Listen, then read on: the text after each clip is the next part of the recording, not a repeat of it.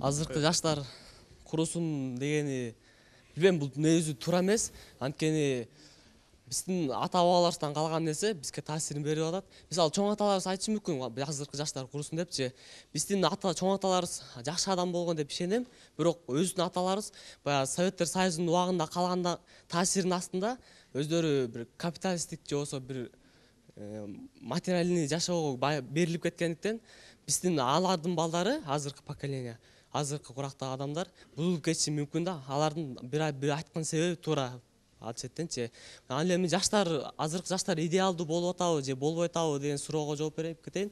Азыркы жигиттерди айтайын да. Мисалы менин оюмча, ар бир жигит ата бабаларыбыздын салтын улаш керек.